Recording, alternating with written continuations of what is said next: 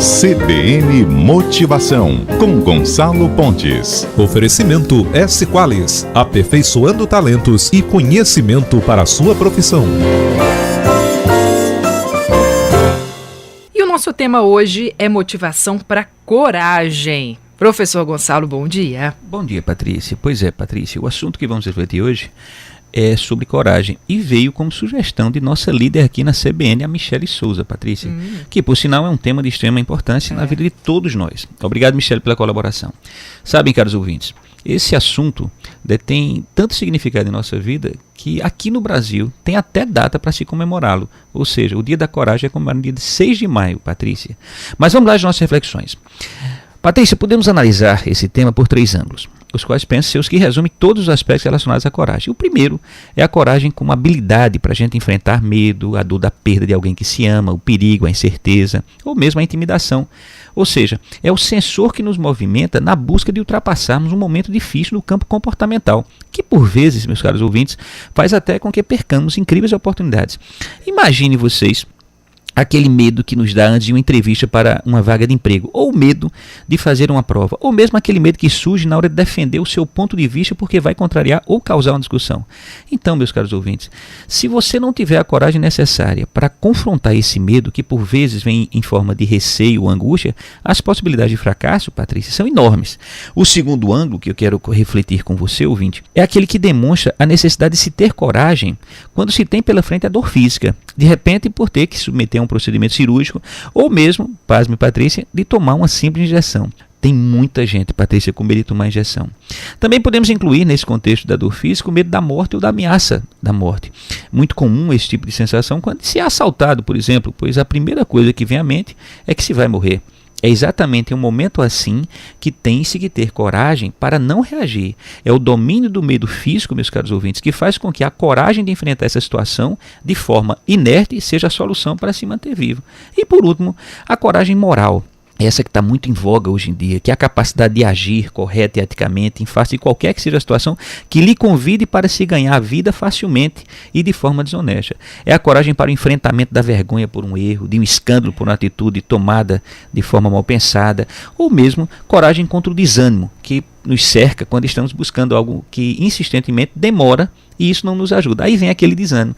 Sem coragem, nós seremos vencidos. E compreendendo agora, Patrícia, essas 3 formas de coragem, passamos a entender o quanto ela é fundamental em nossa vida. Já pensou alguém que tem medo de tentar simplesmente porque pode errar? Quando será que essa pessoa irá acertar e se tornar um referencial? Como fez, Patrícia, o americano Thomas Edison nos idos do século XIX, precisamente no ano de 1889, quando ele inventou a lâmpada. Conta a biografia do Thomas Edison que um de seus alunos o perguntou quantas vezes ele tentou fazer a lâmpada acender. E ele respondeu, mais de 1000. E aí o aluno disse-lhe, então o senhor falhou mais de 1000 vezes para fazer a sua invenção funcionar? E ele, com todo o brilhantismo de quem tem coragem, respondeu ao seu aluno, não, filho, eu aprendi com a coragem de não desistir durante 1000 tentativas como não fazer uma lâmpada acender. Ou seja, eu precisei apenas de uma vez para fazê-la acender. É a coragem, meus caros ouvintes, que nos faz crescer. É com coragem para enfrentar uma situação difícil que nos tornamos mais maduros. É quando temos que ter coragem para enfrentar uma doença que passamos a valorizar a saúde, Patrícia. É quando temos que ter coragem para vermos uma pessoa que amamos em um caixão, que passamos a valorizar o quanto vale a pena amar e aproveitar o tempo com quem ainda está vivo. Sabe, Patrícia, não é em um momento de aula que se obtém o sucesso pretendido, mas no momento em que se precisa de coragem para fazer a prova, pois é nesse instante de dificuldade que somos mensurados ou medidos. Por isso, a prova não pode ser vista como algo que nos dá medo, mas pela única forma de provarmos com coragem a nossa competência perante os outros. Lembremos-nos, queridos ouvintes, que para a realização de todo sonho é a pitada de coragem que nos dá o tempo que demorará a realizar esse sonho. Lembrando que nada exige mais coragem, Patrícia Rocha, que é uma delas, quanto ser uma mãe nos tempos de hoje. E já deixo aqui os meus parabéns antecipados pelo seu dia no próximo domingo. Então vamos que vamos, Patrícia, e coragem o tempo todo para se viver essa vida que vale a pena ser vivida. São estas, querida Patrícia, as dicas de hoje. Professor, você acha que mãe hoje em dia tem que ter coragem para quê? Patrícia, inicialmente para assumir esse papel. Nós temos um mundo que joga contra o tempo todo os valores familiares, os valores humanos. Então, assim, ser mãe é ter tempo em um tempo que ninguém tem. Ser mãe é se dedicar a um filho não simplesmente em alimentá-lo, mas prepará-lo para o amanhã. E preparar um filho para amanhã, Patrícia, significa fazê-lo muitas vezes tornar-se frustrado, porque não conseguiu alguma coisa com facilidade. Essa frustração dá ao filho a condição de lutar pelo que se quer e valorizar o que se conseguiu na vida. É a minha sensação na maternidade, que é o seguinte, que mãe e filho têm tempos diferentes. Ou seja, meu filho hoje de manhã chorava quando eu saía de casa às 4 da manhã para eu ir trabalhar, porque ele queria que hoje eu estivesse com ele. E aí eu tenho que dizer a ele, mas meu filho, tenha calma, que um dia você vai entender. Um dia você vai entender. E essa capacidade nossa de administrar esse tempo, que corre de maneiras diferentes para cada um, é um milagre de todo dia. É um desafio. Não é? Porque como é que eu vou botar na cabecinha daquela criança que hoje de manhã eu não posso? Daqui a alguns anos ele vai entender, mas daqui pra lá, como é que fica o meu coração de mãe? E olha só, Patrícia, coisa incrível, né? Já que você está falando de mãe, você é uma mãe incrível, mas olha só, filho, Patrícia, é uma extensão do corpo da mãe. Sim. É por isso que a mãe, ela sente, em muitas ocasiões, mesmo sem estar presente, algo que acontece com o filho quando isso é ocasionado por dor. Então ela fez, me aconteceu alguma coisa, ela sente isso, né?